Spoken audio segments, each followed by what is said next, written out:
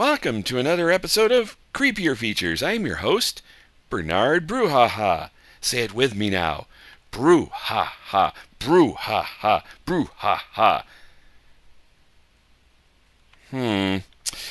Someday, I imagine you'll all be chanting it like a possessed Arsenio Hall audience would have done back in the 1980s. Well, I can dream, can't I? Luckily, I no longer have a live studio audience, so the chance of that actually happening is actually pretty slim. However, now the TV execs are thinking about doing a live broadcast. Unfortunately, it's from cell block 5 at the local prison. Evidently, that's where my ratings are the largest.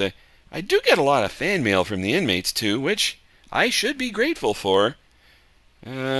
Although, considering the content of many of those messages, it's a darn good thing the cell block is a double lifer block.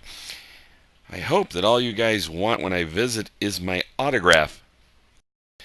Anyhow, you know how much I like last week's movie with the giant spiders in it? Well, this one I like even less. This film bugs me the same way the last one did. The execs say I should say something good about this film. If you can even call it a film. It's another TV movie, but in this case, it's a sequel to another TV movie. In this case, one made about a year or so before called The Savage Bees. But this one's called Terror Out of the Sky. They didn't even bother to mention the bees in the title.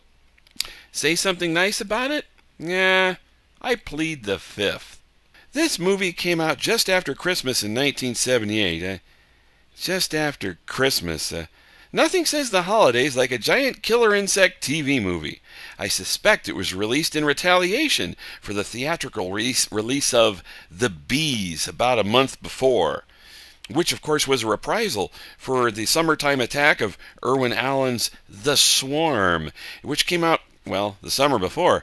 I still remember What You Did Last Summer, and I'm going to milk it for whatever it's worth. This was the year, if you didn't live through it, where everyone went killer bee crazy.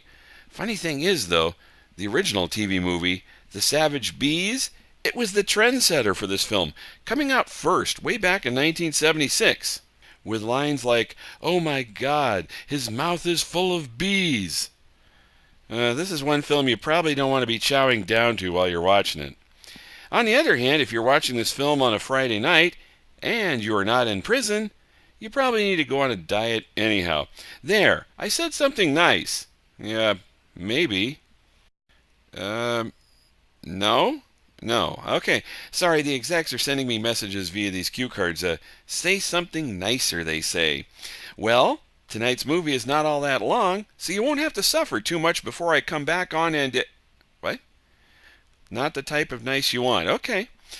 Well, this movie stars Ephraim Zimbalist Jr. You've probably seen him, or at least heard him before. He had a career as long as your rap sheet. See what I'm doing there, guys? I'm being all-inclusive and giving references my audience, well, at least my prison audience, can relate to. Anyway, he was best known as the voice recently of Doc Octopus on TV's Spider-Man and later Batman's Alfred in various animated 1990s cartoons. Oh, and he was in that third Witch Mountain movie, which brings us to our next star, Ike Eisman. He was the kid in the first two Witch Mountain movies, but by the time they made that third one, which no one actually ever saw, he was too old. Anyhow, at this point in time, Ike had just come off his one and only TV starring series role as the kid, Scott Johnson, in The Fantastic Journey.